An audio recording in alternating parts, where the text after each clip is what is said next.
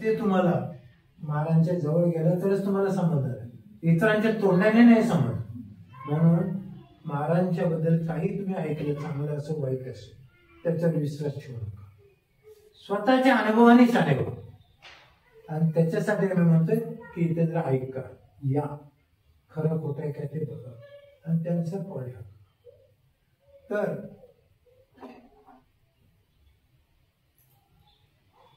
म्हणून समता भावाने रहित तो साधू नसून साधूचा पुतळा समजावा. जिन शासनामध्ये पुतळ्यांची फोटोची पूजा नाही सांगितलं का? नाही. तर खऱ्या देवगुरु शास्त्रांच्या गुणांची पूजा. कशाची पूजा? गुणांची पूजा. प्रत्येक श्रमणाने प्रथम आपल्या मूल गुणाकडे पाहिलं पाहिजे. प्रत्येक श्रमणाने आपल्या मूल गुणांचे पालनाकडे पाहिलं पाहिजे की आपल्या समता भावाचे रक्षण केलं पाहिजे. की मी साधू झालो, कशासाठी झालो, मी किती मूलगुणाचं पालन करतोय हे की तिकडे त्याच्यामध्ये राहतो तो खरा श्रमण. पण केवळ इतरांना नाव ठेवायला लागला तर तो श्रमण. श्रावकांचा धर्म आहे श्रावक विहीन क्षेत्रामध्ये श्रमण विहार करत असतील. श्रावक विहीन क्षेत्रामध्ये म्हणजे इथे कुठे श्रावक नाही तर तेथे जाऊन अतिथी संविभाग व्रताचे पालन करत.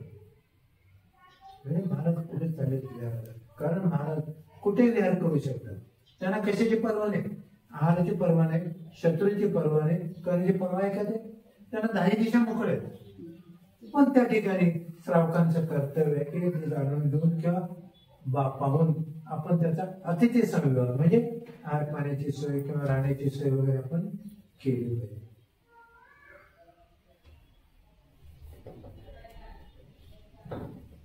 तेच खरं तीर्थदर्शन होत. तेच खरं नुसतं आपण शिकवलेला जाऊन 10 वर्ष तिथे राहिलो ते अचेतन तीर्थ आहे. शिकवजीचं अचेतन तीर्थ आहे. पण चेतन तीर्थाकडे तुम्ही दुर्लक्ष केलं आणि मग मोठे विधान करत तुम्ही अचेतनाकडे बसला, मग काय योग्य. आणि इकडं अचेतनाकडे जर तुमचं दुर्लक्ष झालं तर मग विधानाचा फायदा आहे का? तर तेच खरं तीर्थदर्शन होईल. सम्य शिखरचे दर्शनात जात असाल तर त्याचे 4-8 दिवस राहून स्वतः प्रासूक चौका लावून आहारासाठी दररोज पडघाण करा. पण काय 99% लोक जिथे चौका असेल तिथे जाऊन गर्दी करतात आणि त्यामुळे काय होतं, नको तिथे गडबड होते. म्हणजे सोळ्याची तिथे हे राहील, सोडच नाही तिथे. गाडीतून येतात ते पिशवीतून डब्यातून काहीतरी आणतात आणि आलं सोड. आतलं बदलतात की नाही की त्यांचं त्यांना मी काय म्हणतो, तुमच्या मनाला विचारा. तुमच्या मनाला विचारा काय योग्य आहे. वास्तविक सोहळं कशाला म्हटलेलं आहे? तुम्ही अवस्थेमध्ये त्या सोहळ्याला शिवलं पाहिजे. मग आता तुम्ही तिकडे सोहळा तुम्ही घेऊन येतात, 50 किलोमीटर सोहळा डब्यात घेऊन आलाय, बस एसटीत बसलाय, गाडीत बसलाय, सगळ्यात तसपास झालं की नाही, राहिलं कसं? विचार. तर कारण आहारदानासारखे श्रेष्ठ दान कोणतं नाही. जर प्रत्येक श्रावकाने शक्तीप्रमाणे चौका लावण्याचा नियम घेऊन त्याचं पालन केलं तर शुद्ध प्रासूक आहाराने प्रत्येक श्रमण आत्मस्थ होईल. प्रत्येक श्रमण आत्मस्थ होईल. अचेतन तीर्थापेक्षा चेतन तीर्थांचे पालन पोषण केले तर अचेतन तीर्थक्षेत्रे आपोआप परिपूर्ण होते. आमच्या संघामध्ये शांतीसागर महाराज होते संगोडीचे, माहिती. तर ते सांगत होते त्यांच्या लहानपणची. तर कुठले महाराज आले कमीत कमी 15-20 चौकी तिथे राहिले. एक महाराज जरी आले तर. कारण का? सगळ्यांच्या घरी शुद्ध स्वयंपाक, सगळ्यांच्या घरी शुद्ध पाणी, विहिरीचं पाणी सगळं असायचं. त्यामुळे महाराज कुठे गेले तरी त्यांना अनुदिष्ट आहार होत होता. पण आता काय होतंय, महाराजांना तुम्ही उद्दिष्ट आहार देताय, होय की नाही? बघा, तो आम्हाला बिल कळतोय उद्दिष्ट आहार काय करायचं, घ्यायचं की नाही? तुम्ही सांगा महाराज, त्याची काय विचार करू नका, ह्या उद्दिष्टात जगायचं ना तुम्हाला, घ्या. आम्ही एक हेच कडक बोलतोय. तर जे आहे ते आहे, जे आहे ते आता असे विश्व सगळे जो है सो है. तर आचार्य म्हणतात, श्रावकांनो, अचेतन तीर्थावर आपण तांदूळ बदाम चढवून भक्ती करत आहात, परंतु चेतन तीर्थाच्या हातावर घास ठेवीत नाही. शुद्ध आहार मिळतच नाही तिकडे, शिकवलेला शुद्ध आहार मिळतच नाही. सगळे तिथं वैयक्तिक चौका कोणाचा नाहीच, सगळे कॉमन चौके आहे की नाही? आणि कॉमन चौके असल्यानंतर प्रत्येकाचं सोडून घ्यायचं, प्रत्येकाचे पदार्थ. तर असं आम्ही ते मध्ये 13 पंथीच्या खाली एक मंदिर आहे, तिथं गेलो आम्ही आणि तिथं आम्ही काय नियम केला होता की दररोज एका मंदिरातून उठायचं आणि बाकीचे सगळे आमचे महाराज गेल्यानंतर मी उठायचं आणि उठायचं आणि मग दररोज एका मंदिरात जायचं, तिथनं चालत जाऊन धरून म्हणजे हात न धरता त्या मंदिरात जायचं आणि तिथं भक्ती म्हणून तिथनं उठायचं अशी. आणि मग एकदा असं त्या नवीन एका मंदिरात, नवीन जुनच मंदिर आहे, तिथनं उठलो आणि तिथनं उठल्यानंतर तिथून बाहेर पडणार ते तिथंच काही चौकीला कॉमन चौके होते, त्याने पडलं तिथे गेलो. तर त्यांच्या हातातून ते मोसंबीचे फोड पडले खाली. मग त्यांनी काय केलं पाहिजे, खाली पडलेले फोड काय केले पाहिजे, ती बाहेर टाकली पाहिजे की नाही, बाजूला टाकली पाहिजे, पण त्यांचे हात पाहिजे. नंतर आम्ही त्यांना सांगितलं. तर आपण समजून घेतलं पाहिजे, जे अचेतन भगवान आज आपणास दिसत आहे, जे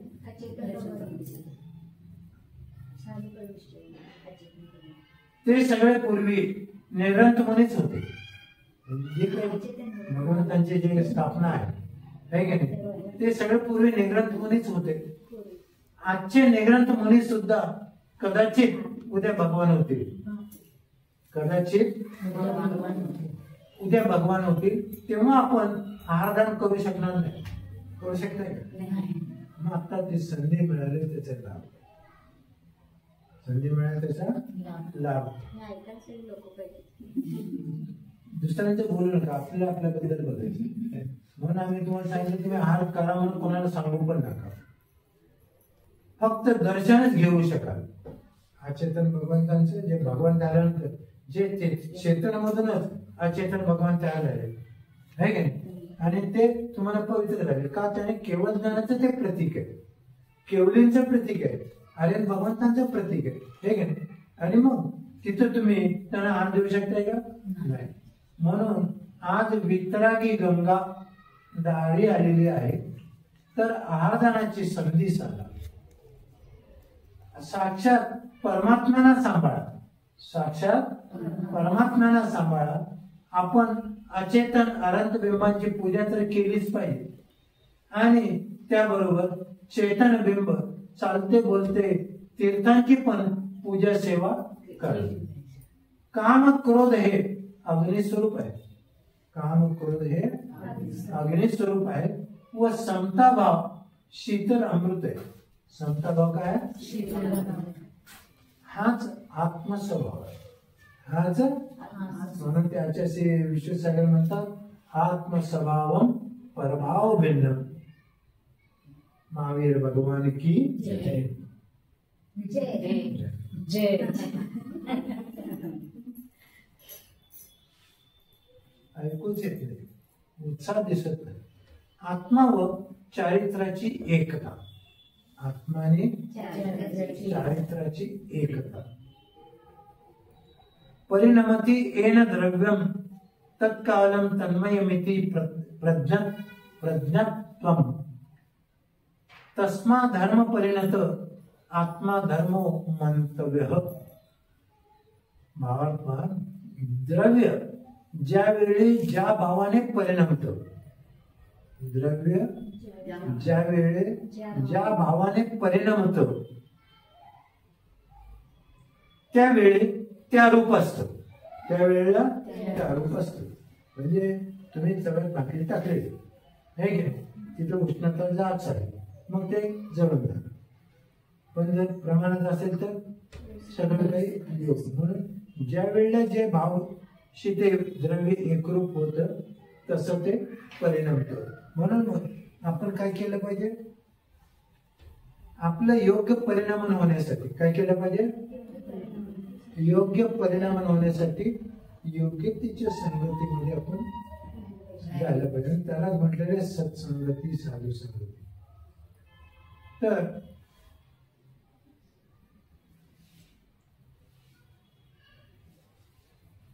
म्हणून त्यावेळेला त्या रूपाने असं जिनेंद्र भगवान सांगतात. कोण सांगतात, जिनेंद्र भगवान सांगतात. म्हणून धर्म परिणत आत्म्याला, धर्म परिणत आत्म्याला धर्म जाणावं. काय जाणावं, धर्मामध्ये स्थिर झालेलं तोच खरा धर्म, अधर्मामध्ये स्थिर झालाय तो अधर्म. आचार्य भगवान कुंद देव हे प्रवचन सार मध्ये ध्रुव ज्ञानानंद स्वभाविक भगवान आत्म्याचे सहज स्वरूप समजावताना, भगवान आत्म्याचे सहज स्वरूप स्वाभाविक स्वरूप समजावताना म्हणतात, चारित्र निश्चयाने आत्म्याचं द्रव्य, चारित्र हे निश्चयाने आत्म्याचं आहे, ते मोक्षोभ रहित आहे. ते कसं आहे, रागद्वेषाने रहित आहे. द्रव्य वेश किंवा द्रव्यलिंगी निर्ग्रंथ मुनिवेश धारण करून द्रव्य व्यवहार संयम मानत नाही, ते निगुदे जातील. ते असं लिहिलं आहे. परंतु संयम धारण करून संयमाची कोणतीही विराधना करीत नाही असे मिथ्यादृष्टी सुद्धा नरक निगुदाला जात नाही. ही संयमाची महिमा. कशाची महिमा आहे, म्हणजे तुम्ही ज्या पातळीवर आहात त्या पातळीचा संयम तुम्ही धारण करण्याचा प्रयत्न केला पाहिजे. तुमच्याकडनं उच्च संयमाची अपेक्षा नाही, पण आपण ज्या पातळीवर आहोत त्या पायरीवर जसं राहिलं पाहिजे, तर त्या पायरीवर तुम्ही आम्ही शोभायमान. आचार्य परत सांगतात की ज्या जीवाने दिगंबर ज्ञानेश्वरी दीक्षा धारण करून परिग्रहाचा त्याग केला आणि पुन्हा परिग्रह स्वीकारून अनेक संस्थेमध्ये अडकला, अनेक संस्थेमध्ये अडकला असा जीव मायाचारीच्या प्रभावाने निवृत्त होईल. मुनिवर्त दार अनंत बार ग्रीवक उपयाव पै निज आत्मज्ञान विना सुख लेशन. छादामध्ये सांगितलं, मुनिव्रत धारण करून हा जीव ग्रहवेकापर्यंत उत्पन्न झाला. याचा अर्थ असा नाही की जे ग्रहवेकापर्यंत जात आहेत ते सगळे द्रव्यलिंगी नाहीत.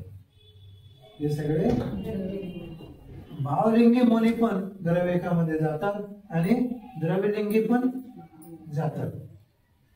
सीमा द्रव्यलिंगी मुनीची सीमा अधिकाधिक ग्रहवेकापर्यंतच आहे.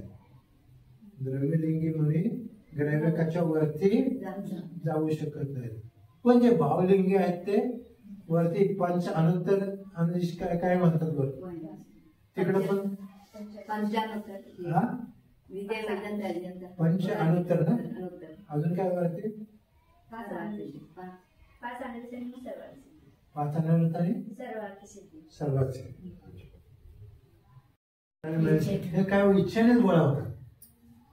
मग शत्रू होतो तो पण काही इच्छा पूर्ण होत नाही म्हणूनच शत्रू का होत, त्याची इच्छा पूर्ण होत नाही.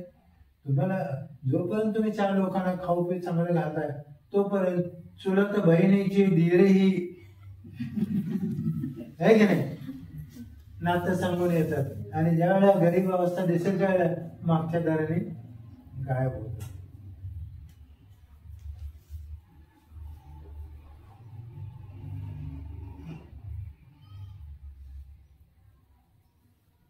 तो पण काही इच्छा पूर्ण होत नाही म्हणूनच शत्रू होतो. एक जण आहार देण्याच्या इच्छेने बाहेरून गच्चीवर धोतरूपाने वाळत घालून मंदिरात दर्शनासाठी गेला. कळले की नाही? तुम्हाला आहार द्यायचे म्हणून तुम्ही वर जाऊन वाळत घातल्याने दर्शनासाठी गेला. अर्धा तासाने वर येऊन पाहतो सोहळं गायब. तो संकल्प विकल्पात बुडून गेला. त्याने महाराजांना सांगितलं. महाराज विचार करू लागले, या गोष्टीवर विचार करू लागले. घटनेतून आनंद घेत होते. कोण? महाराज घटनेतून आनंद घेत होते. केवळ वस्त्र कोणी नेलं म्हणून भाव किती वर खाली झाले. एकाने वस्त्र पाहून जास्त विचार न करता आहारदानाची संधी साधली. जास्त विचार न करता आहारदानाची संधी साधली आणि एक चिंतेत बसला. हे योगीश्वर मुनिराज, आपण कपड्यांच्या विकल्पातून मुक्त झाला, पण तेथेच समाधान मानू नका. कपडे काढे म्हणून समाधान नाही. आणि विचार करावा की मी कपडे का उतरवले. कपडे का उतरवले? तर कशारूपी कर्म कपडे उतरवण्यासाठी. कशारूपी कर्म कपडे उतरवण्यासाठी मी हे बाहेरचे कपडे उतरवले. ते माझे कशाय कधी उतरणार, ही चिंता आम्हाला लागली पाहिजे. आणि आम्ही अजून त्याला लागलीच नाही. आम्ही नुसतं खातोय पितोय पडतोय. तरच आपण निग्रंथ होऊ. तरच आपण निर्ग्रंथ. निग्रंथ नव्हे, म्हणजे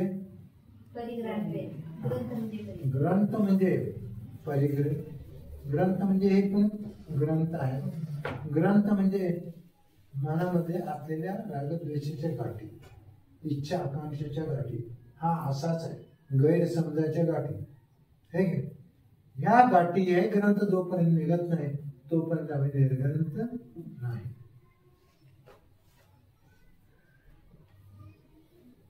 अन्यथा पशु पक्षाप्रमाणेच आपण नेकेड झालो. त्या वस्त्रासाठी हे ब्रह्मचारी दिवसातून किती वेळा धोबी बनतात. किती वेळा धोबी बनतात. आचार्यश्री विशुद्ध सागरजी म्हणतात, मला विद्वान पंडित नाही बनायचं, आम्हाला सुद्धा जास्त ज्ञानी बनायचं नाही, म्हणून आम्ही ह्याच्याकडे दुर्लक्ष करतोय. पण ज्याला मला शांत बसता येईल तेच आमचा उद्देश आहे. त्याच दृष्टीने हे आमचं स्वप्न आहे. आम्हाला काही नको, जेवढं शांत बसता तेवढं.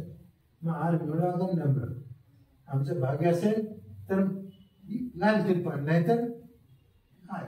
उलट ती अवस्था मला पाहिजे की आम्हाला कोणीतरी सांगावं, महाराज आज कोणी तयार नाही, एवढं सांगितलं आम्ही आनंदी होतो. कारण आम्ही कुठेतरी दोन कोपऱ्यात दिवसभर आनंदाचा चर्येचा लाभ देऊ की नाही, ती आम्हाला अवस्था पाहिजे. तर आचार्य विश्व सागरजी म्हणतात, मला विद्वान पंडित बनायचं नाही तर निर्ग्रंथ पंडित बनायचं. कुठले?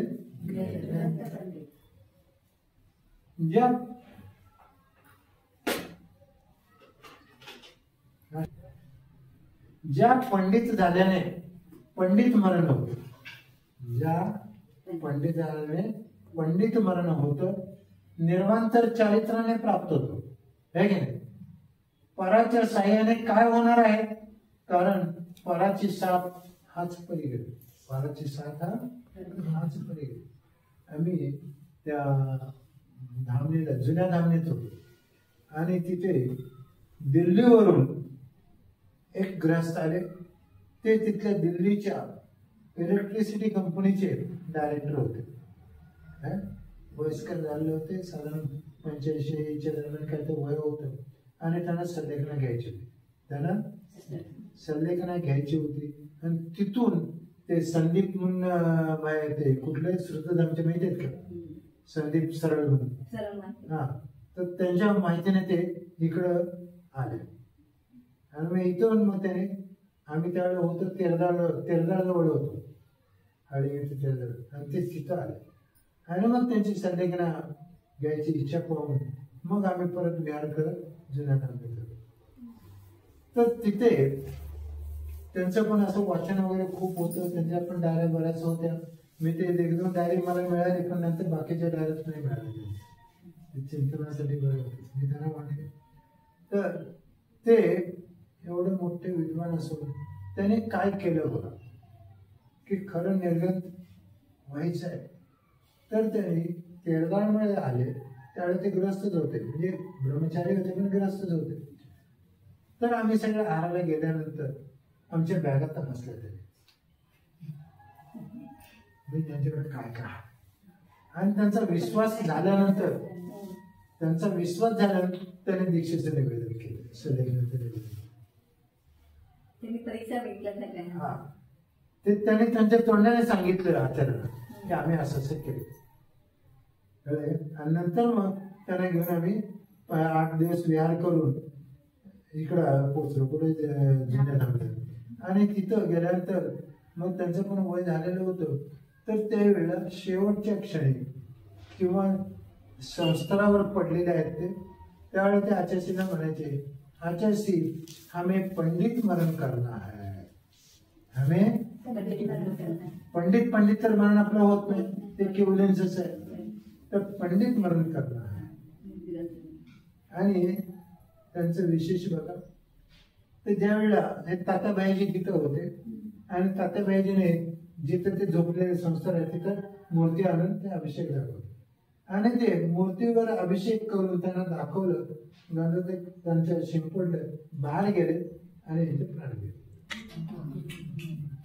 ते पंडित म्हणून झाले की म्हणून प्रत्येक क्रिया करत असताना ते क्रियेशी आपण आत्मस्थ व्हायला, तन्मय व्हायला पाहिजे की मी कुठली क्रिया का करतोय आणि मी प्रत्यक्षात का करतोय, काय करतोय, काय केलं पाहिजे आणि काय करत आहे. 5 वर्षात आले पॅरेग्राफ फोन करतो. तर प्रत्येक मुमुक्षूचा मार्ग रत्नत्रयच आहे. प्रत्येक मुमुक्षूचा मार्ग रत्नत्रयच आहे आणि त्या मार्गाचे फळ आहे मोक्ष. रत्नाच्या मार्गाचा फळ काय, मोक्ष आहे. आणि जेव्हा फळाची प्राप्ती होते तेव्हा मार्गावर चालावं लागत नाही, चालावं लागतं सिद्धांत सगळं आहे. तो आपोआप स्थिर होतो, अर्थात स्वरूपामध्येच निमग्न.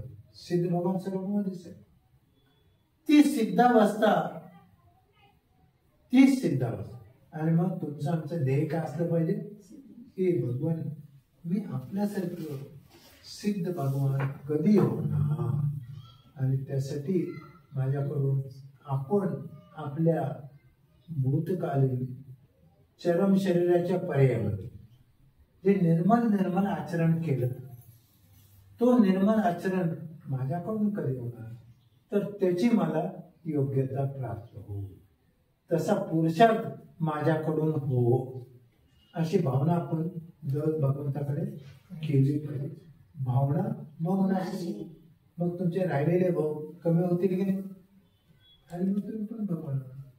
ह्याच्यासाठी आज आपण जैन धर्मामध्ये श्रावक श्राविका झालो किंवा मुली झालो, म्हणून आपण आपल्या पर्यायाला सार्थक करायचं. मनुष्य पर्यायाला, मग तुम्ही श्रावक असाल, श्राविका असाल, मुली असो, कोणी असो, ते पर्यायाला सार्थक करा. त्या पर्यायाला अनुसरून तुम्हाला जे काही कर्तव्य सांगितलेले त्यामध्ये सक्षम दक्ष. प्रभु देव तुम्हा